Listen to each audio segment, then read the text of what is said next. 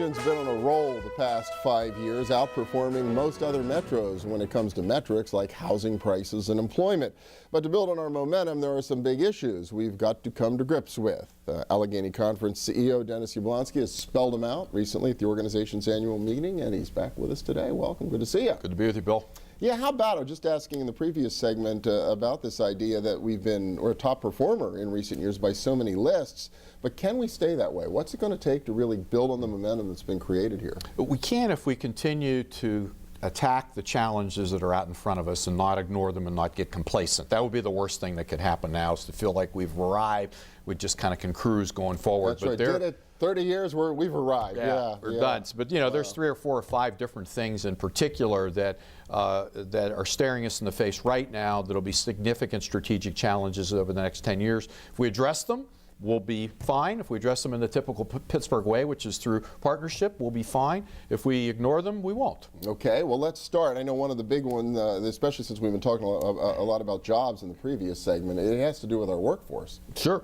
The good news is there's over 12,000 to 14,000 open positions that we know about in the 10-county region right now. Many of them are very good, most of them are very good paying jobs with benefits. Problem is that we don't have the right match of people and skill sets to fill all the jobs. And what we need is a more comprehensive federal, state, and local set of policies and systems to make sure that we're matching people up with the right skills with the right jobs. So obviously work to do in terms of the workforce development system, the way the career schools, community colleges work together. Some responsibility on the part of business and industry as well to deal with this workforce issue? Absolutely. I mean, there's actually a model that we can use that actively involves business that's called ShaleNet. It's a program where most of the people that were working out on the drill sites were coming in from Texas and Oklahoma, and there were a lot of Pennsylvania folks that would like to have those jobs, but they weren't trained on it. So we worked with a network of community colleges where the industry drove the curriculum. They told them exactly what they needed in terms of the kind of training.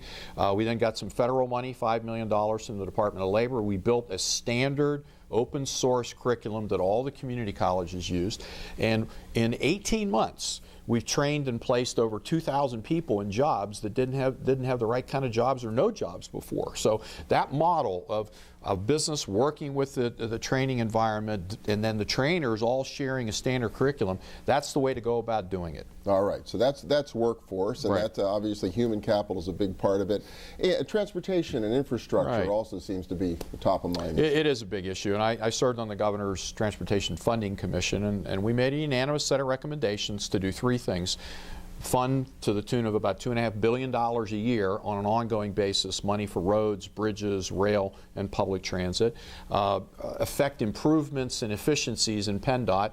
And third, make public-private partnership approaches available to fund these things. The good news is the second and the third ones have already been acted on, and now we're ready to act on the third. And the governor just a little bit ago announced that he's going to publicly unveil his specific proposal regarding transportation early in the new year.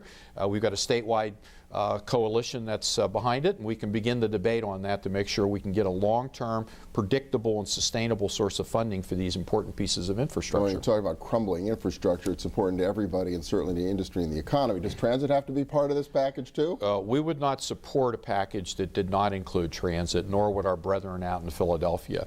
Moving people to and from work, moving goods in and out of the region, getting people to recreation involves roads and bridges, but it also involves transit. And in Pittsburgh in particular, there's a very high concentration of transit users, so continuing to be able to support that, it has to be part of the package. Okay, a third area that's become a concern, I know, in economic development lately, and I guess maybe it's a sign of our success, is available sites to put right. all the companies that are interested in our region these days. Yeah, it really is. It wasn't so long ago we didn't have enough leads. Now we've got plenty of prospects, but not enough real estate. And when we do lose over the last 5 years, available real estate that's prepped and ready to go is key. And for the viewers that don't work in this area, part of the issue here competitively is nothing's flat in Pittsburgh. Okay, a lot of these sites are old industrial sites that require some environmental cleanup, and then you've got to get roads and water and sewer. And we want them cleaned up. They're all brown. You want to bring vitality back into those older communities. Absolutely. Right? You know, a place like Hazelwood, for example. But that takes takes a significant amount of money that typically the private sector isn't willing to do because the numbers don't work so well. So you've got to have some kind of a non-government organization or government involved in the cleaning up of these sites. And so what we're working on in concert with a number of other organizations is to raise a fund that would invest in these kinds of sites and get a return from the investment so we can prep an inventory that would be ready for companies that are looking to expand. Oh, a tiny little bit of time left, but I do want to touch on the two other issues that I know you brought up before. One is this whole pension crisis in Pennsylvania, municipals as well as state. Yeah, we have the state pensions are underfunded to the tune of about $41 billion, and the municipals are underfunded significantly as well. And we've got to figure out a way to solve it. You know, there's 3,000 unique municipal pension plans in Pennsylvania, which represents 25% of all the pension plans in the country.